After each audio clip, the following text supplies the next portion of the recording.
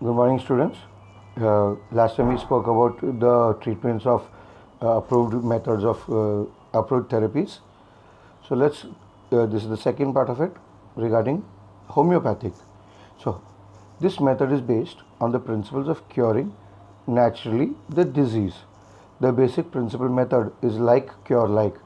This means that a disease should be given the medicine disease. This method is prevailed based on the complaints of the patients. In this method, the medicine remains very major. The plus point of this medicine is there are no side effects. Basic principles like means that medicine having the same symptoms as those of the disease cures patients at a time. Only one type of medicine is to be given. The quality dose of the medicine should be minimum.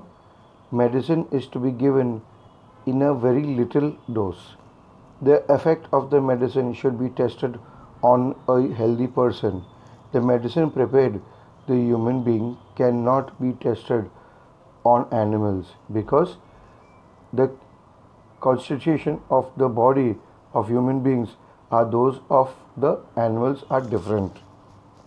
So which means very first thing is the if a person is suffering with two diseases in this homeopathic, only one type of medicine should be given first. You cannot give the person both the medicines for both the diseases. Only one disease has to be cured at a time in homeopathic. That's the very first thing.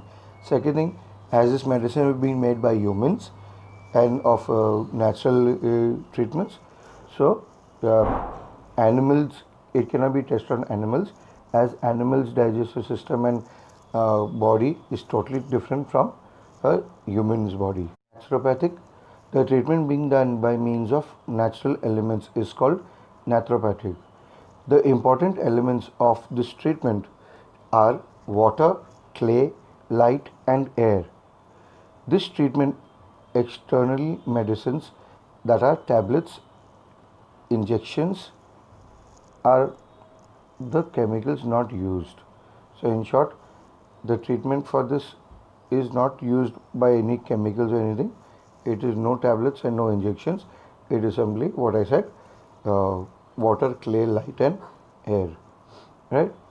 So, so now we shall get more information regarding the following treatments, making the use of the elements, the natural elements. Right? So let us see what natural elements are exactly. I have already explained it here. So let's see a little part of it. Naturopathic treatments, these are the treatments: water therapy, clay therapy, sunlight therapy and air therapy. So now in this, water therapy is nothing else but if a person's having a cold, high fever or something, then if you noticed, your mama or somebody damps a cloth and then puts it on the forehead, right, to reduce the fever. So that's water therapy. Clay therapy is if any insect bites you or you have any swelling, they put a lip, clay lip, and to reduce the swelling. Sunlight therapy, जैसे jaundice होता है, ऐसा कुछ होता है तो धूप में बैठना पड़ता है ताकि the body gets treated, right, because sunlight is having vitamin D, as everybody knows.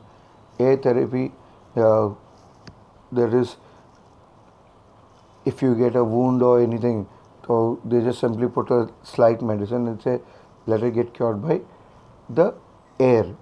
And there are more things in detail which we will see later on if we have time. So like I said, water therapy. Water therapy means the therapy being given by various water experiments.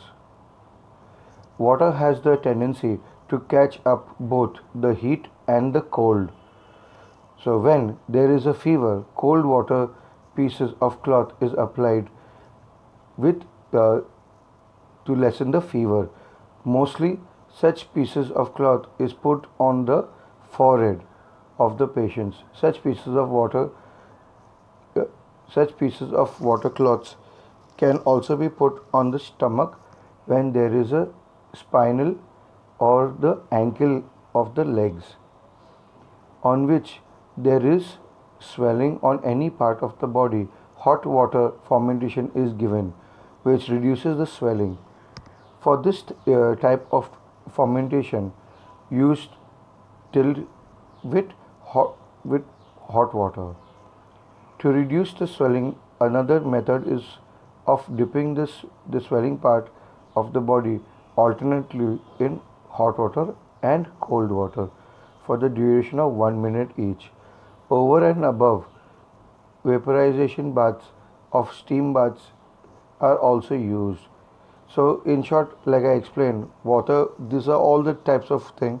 It is used for fever, it is used for pain, it is used for swelling, right? So, treatment of water is very essential and it is very useful, but it should be depending on the situation whether you have to use hot water or cold water. Then you have the clay treatment, which I explained in the 4 parts of the therapies. So clay treatment gives cool effect, absorbs the poison and reduces swelling and burning. Pond clay. Which clay is used? Pond clay. Without sticky black mud or the clay of an ant hill. Should be dried in the sunshine. It should be cleaned and crushed and then used, should be sifted, and it should be drenched. यानी कि when you sift clay, very fine dust powder comes out. Yeah, that then should be taken and kept in water. Drenched यानी कि wet, right? एकदम soaking it should be, so that it can become like clay. Then one should take care that there are no chemicals or dirt or unpleasant smell. Such drenched clay should be applied on the respective organs of the body in a thick layer. Such clay can be applied on the stomach and the inner parts of the abdomen, below the navel, above the eyelid, and over the spine. So, in short, these are the places where this clay can be used for better effects and for curing in a normal manner. Then, like I said, sunlight treatment. Under the sunlight, various insects cannot harm us. After sunrise, if we stand under the sunlight for half an hour, it increases the nit of our eyes, and the ultraviolet rays in the sunlight help us get vitamin D, which strengthens our bones. If there is a swelling on any part of our body, and if the part is buried under the hot sand of the river, it reduces the swelling. So, like I said, the sunlight heats up soil also, and if you place your hand in any under any gravel or soil or anything near riversides, that heats it up and that reduces swelling. So, in this way, sunlight is also very useful for treating ourselves. Then you have the last treatment, that is the air treatment. Air treatment is an animated power of the human body. In this, absence of man cannot survive, especially the individual having the trouble of lungs. Weak lungs should walk in the open air, thus should keep the windows and doors of the house open to get enough air.